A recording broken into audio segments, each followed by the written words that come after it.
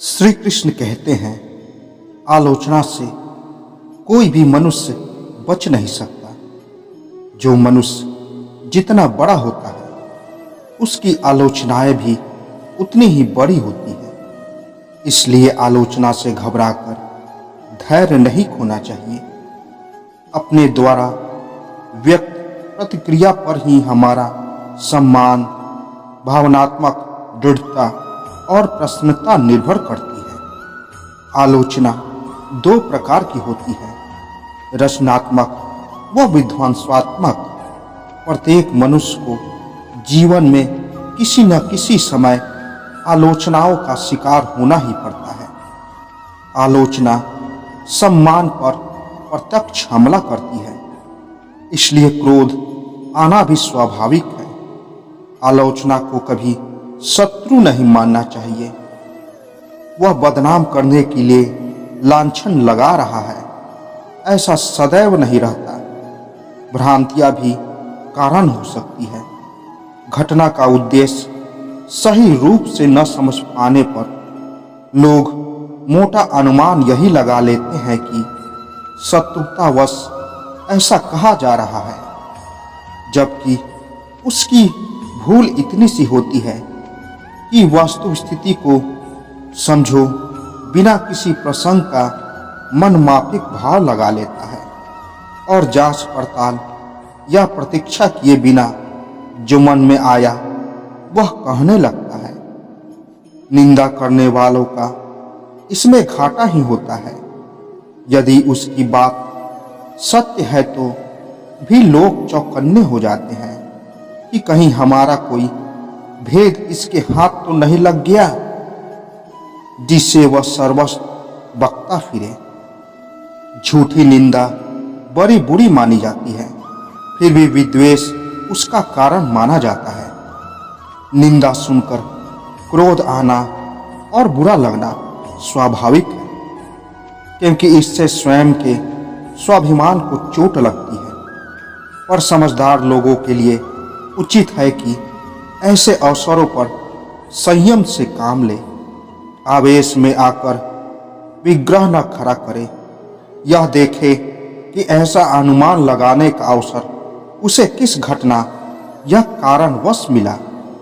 यदि उसमें व्यवहार कुशलता संबंधी भूल रहती हो तो भी विचार करना चाहिए कि अटपटे व्यवहार पर भी कई बार दोष दुर्गुण जैसे ही खतरनाक होते हैं।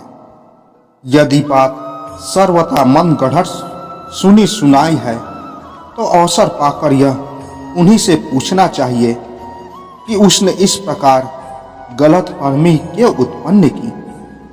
एक बार कारण तो पूछ लिया होता, इतनी छोटी बात से उसका मुख भविष्य के लिए बंद हो जाएगा।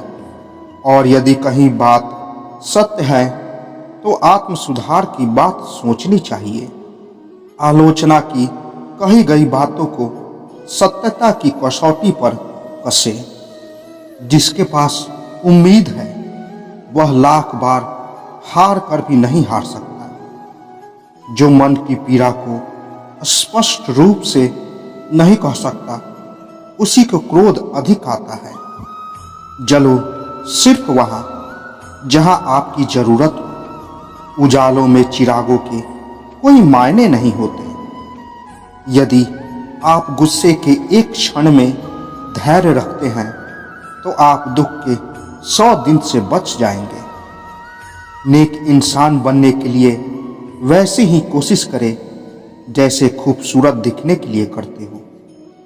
समस्या के बारे में सोचने से बहाने मिलते हैं, समाधान के बारे में सोचने पर रास्ते मिलते हैं।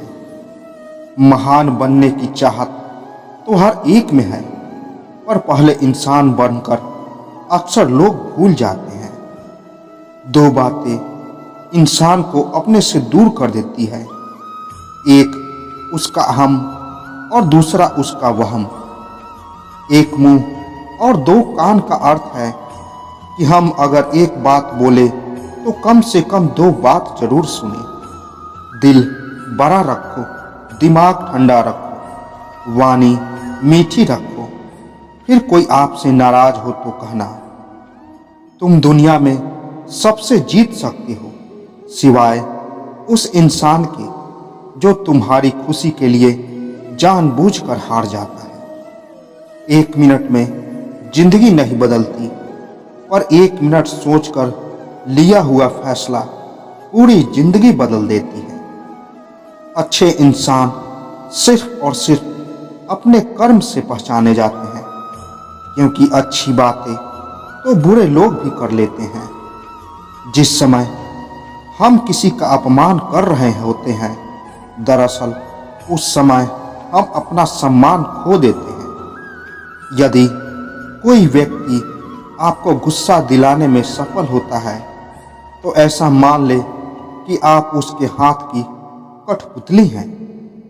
यदि किसी भूल के कारण कल का दिन दुख में बीता है, तो उसे याद कर आज का दिन व्यर्थ में बर्बाद न करें। मनुष्य सुबह से शाम तक काम करके उतना नहीं थकता जितना क्रोध और चिंता से एक क्षण में थक जाता है।